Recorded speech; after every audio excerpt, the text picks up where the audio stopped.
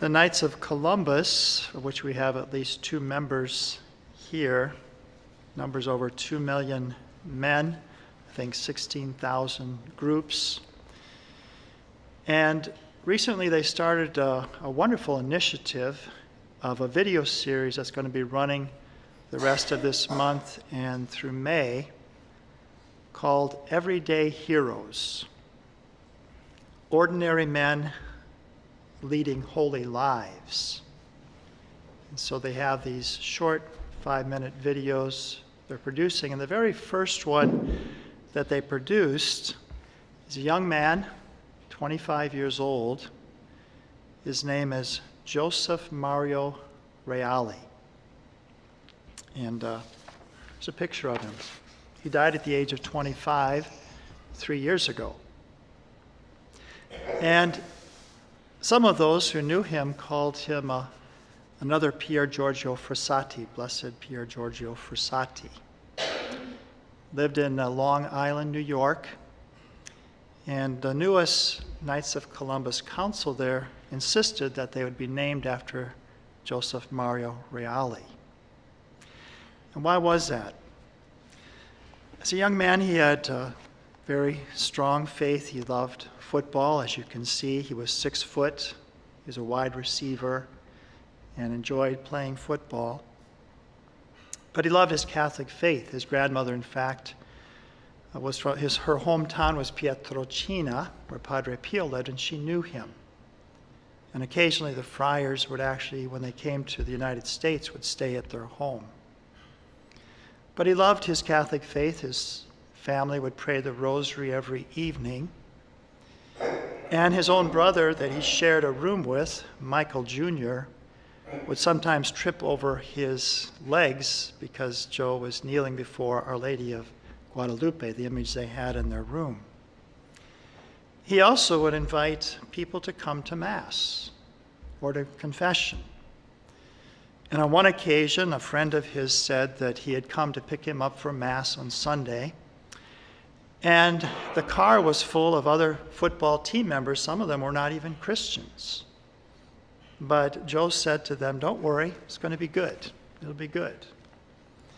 One night he enjoyed being out with his friends, his dancing, the things that young people enjoy doing. And they were up pretty late one night, but he made sure the next morning that they all got up for Mass, even though they didn't have much sleep. His sister said this of him. She said that he was a light in the world. He received God's love through the sacraments, especially confession and the Holy Eucharist, and radiated it to everyone he met. Joe had said one time that if anyone ever had doubts about Catholicism, he felt obligated to stand up for it. Because he said, "I have no doubt in my mind that God and Jesus Christ do exist and are really present in the Mass."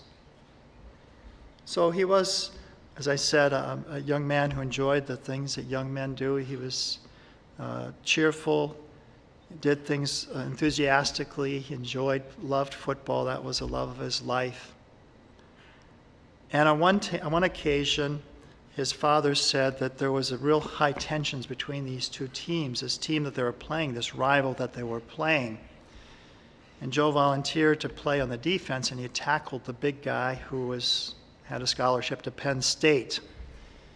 And all these tensions and aggressions were growing high. And what Joe did is he turned around and he helped the guy up. And the guy gave him a hug. And the whole tenor of the game changed. There wasn't this antagonism. Although they played, enthusiastically and zealously. It's the kind of guy that he was. Another event in his life I wanted to relate as well. He would invite young people to the teen Bible study. He was a sacristan for the church, Holy Name of Jesus, in Woodbury, New York. He also trained altar servers. And the altar servers said that they looked up to him as a role model. A young man with with great and profound faith. And as much as he loved football, when his mother was diagnosed with colon cancer and there was help needed at home, he immediately gave up the football cheerfully to help take care of his nephew. So it wasn't even something that even seemed to be burdensome for him, because he had this generosity of spirit that he had. And where did that come from? It came from his own reception and devotion to the sacraments, to Our Lady and praying the Rosary, to the Most Blessed Sacrament and the Holy Communions that he would receive. At the age of 25, he just collapsed one day, and it was discovered he had an enlarged heart. So he had, even physically, he had this large heart that led to his untimely death. But I think in these situations, the Lord brings them home to himself so that they might always be remembered as a model for young people. Since he died at the age of 25 in January of 2015. The Knights of Columbus has begun this wonderful video series. I suggest you visit their website, watch this short video about Joseph Mario Reali and others that they will be posting now until the end of May. Everyday heroes, ordinary men leading holy lives. And all of us, we're called to live our ordinary lives in extraordinary ways.